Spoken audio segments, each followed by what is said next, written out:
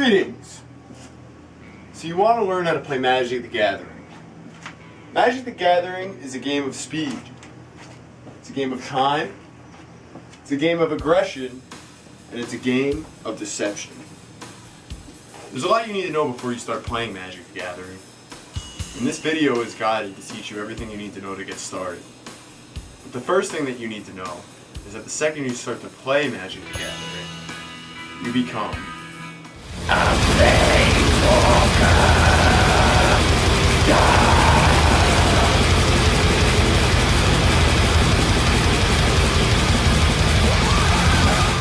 So what's in a Magic deck? Magic deck consists of 60 or more cards. Generally, players only use 60 cards in order to better their chances at drawing cards that could provide the best utility. Magic deck contains a variety of different types of cards, as you see here. These cards include land, creatures, instant spells, sorcery spells, enchantments, planeswalkers, and artifacts. It is important to note that when you decide to build a Magic deck, a maximum of only 4 copies of a single card are allowed in a deck at a single time. Anything more is against the rules. What you see here is land. Land is the most important type of card in any Magic deck. Land is also known as mana and is the primary source of casting cards in your deck. Basic land, like the ones you see here, is the only card in Magic where it is allowed to have more than 4 copies at a single time. Usually a good portion of your deck should consist of land. The rule of thumb is that 1/3 of your deck should consist of land, depending on the costs of the creatures and spells that you want to use. Only 1 land may be played during your turn at any single time. That means if you want to cast a card that costs 3 mana like the Goblin Rough Rider you see here, you need to wait at least 3 turns to play. So on turn 2 you would play another land, and on turn 3 you would play a 3rd land, and then you can effectively cast Goblin Rough Rider. What you see here are creature cards. Creature cards are probably the most exciting type of cards in Magic.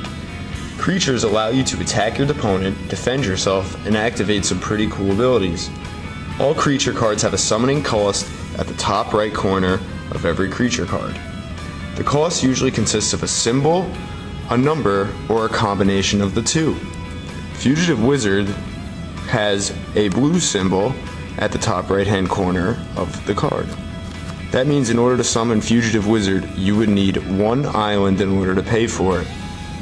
Now, Thundering Giant is a different story. Thundering Giant has 2 red symbols and a 3 at the top of the card. The 2 red symbols means that in order to play Thundering Giant, you would need 2 mountains.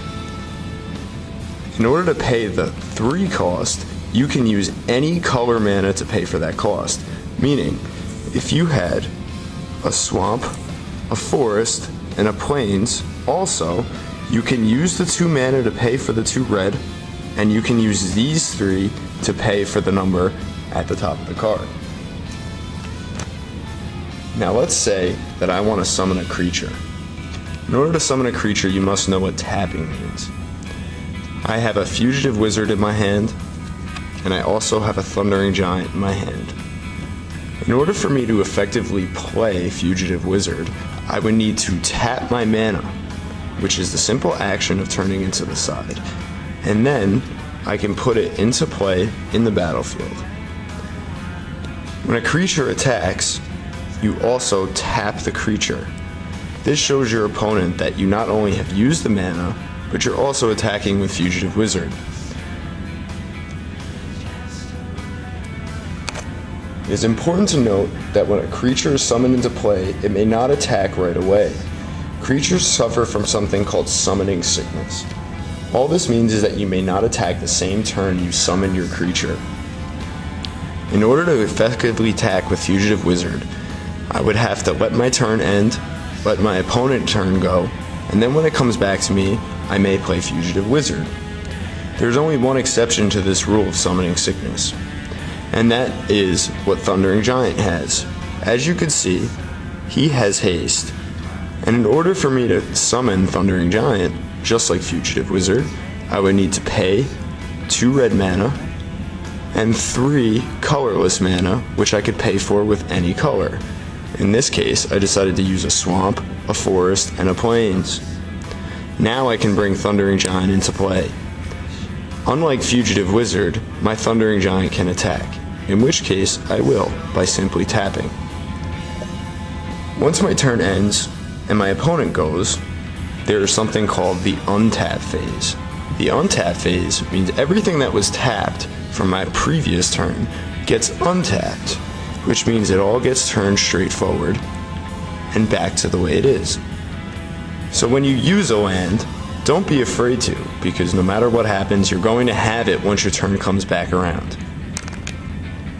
It is important to note that when you are summoning a creature or attacking with a creature, two creatures do not fight each other. In simplest of terms, you cannot have two creatures battle each other out on the battlefield. Whenever you decide to attack with a creature, let's say my creature is Goblin Roughrider, I tap and I will be swinging directly for my opponent. It is that way every time you attack. You cannot choose to combat this creature right here because it is against the rules. In simplest of terms, the object of the game is to eliminate your other opponent and not his creatures. Using Goblin Roughrider and Ajani as our prime examples, when I decide to attack with Goblin Roughrider, damage does not occur right away. My opponent has the opportunity to defend himself by using Ajani's Pridemate as a blocker. Now, if you may have noticed, Ajani's power and toughness is a 2/2, and Goblin Roughrider has a power and toughness of 3/2. So in this situation, I want to attack, so I will simply tap my Goblin Roughrider to show my opponent that I want to attack. He declares that he wants to block with his Ajani's Pridemate. In this situation, the damage will occur simultaneously. Goblin Roughrider will deal 3 damage to Ajani's Pridemate, and Ajani's Pridemate will deal 2 damage to Goblin Roughrider. Each damage that they deal is enough to kill each other, so in this situation, both would die. When it comes to declaring blockers, my opponent is not limited to blocking with only one creature, but as many as he'd like. In this situation, I control a Thundering Giant, whose power and toughness is 4/3. My opponent has a Fugitive Wizard, whose power and toughness is 1/1, and the Ajani's Pridemate from before, whose power and toughness is 2/2. In this situation, I decide I want to attack with my Thundering Giant by tapping him. My opponent could stop the damage entirely from hitting him by blocking with just one creature. But let's say he wants to get that Thundering Giant out of the way and not deal with him any longer than he has to. He can decide to block with the Fugitive Wizard and the Ajani's Pridemate. Now this is where combat damage gets a little confusing. Since the Ajani's Pridemate is a 2/2 and the Fugitive Wizard is a 1/1, they deal a combination of 3 damage to the Thundering Giant, enough to kill him. Now the Thundering Giant deals 4 damage. That does not mean that he deals 4 damage to Ajani's Pridemate and Fugitive Wizard. In this situation, he would divide the 4 damage. He would decide, obviously, to deal 2 damage to the Ajani's Pridemate, leaving 2 left over, and then assigning that 2 extra damage to Fugitive Wizard. Now, only 3 damage was needed to kill these 2 creatures, which means 1 damage was left over from Thundering Giant. That 1 damage does not do anything. It does not travel to the opponent, and since it was blocked, no damage reaches the opponent, and the opponent has effectively defended himself. The next type of card I'm going to talk to you about are instant spells, which are indicated in this little bar right here. This card right here is Lightning Bolt. This card has been in Magic since the day it started to be. Lightning Bolt basically separated Magic into 2 separate parts: creatures with 3 toughness or less, and everything else.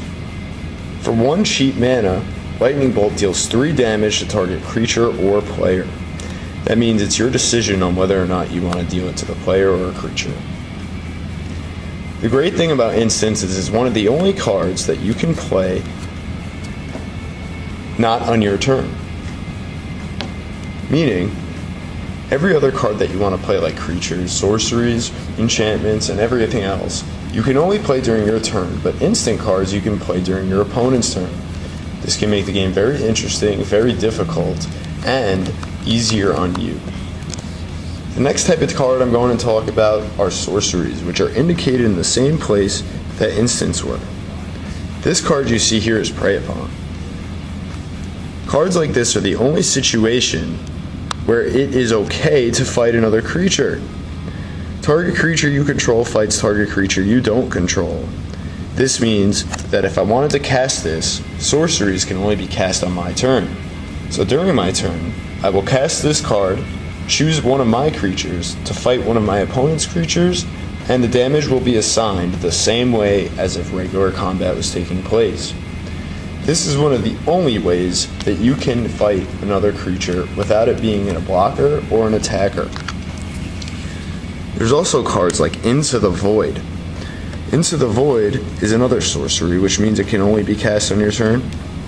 And this card returns up to 2 target creatures to their owner's hands. This card, and cards like it, are very good because it creates an open battlefield, leaving your opponent vulnerable to attack. The next type of card I'm going to talk about are enchantments. Enchantments are cards that come into the battlefield and they stay on the battlefield, unlike sorceries and instants that go into your graveyard once the spell is finished. Here we have Temur Ascendancy. As you can see, it's a little more difficult to play because it requires 3 different types of color of mana. This enchantment makes all creatures you control have haste, meaning as long as Temur Ascendancy is on the battlefield, your creatures can attack the same turn that they were summoned. Whenever a creature with power 4 or greater enters the battlefield under your control, you may draw a card. That is really beneficial, especially because you'll notice that as the turns go on, you'll be slowly running out of cards. That means if I wanted to play this Thundering Giant from before with Temur Ascendancy on the battlefield, I can draw a card from my deck for free.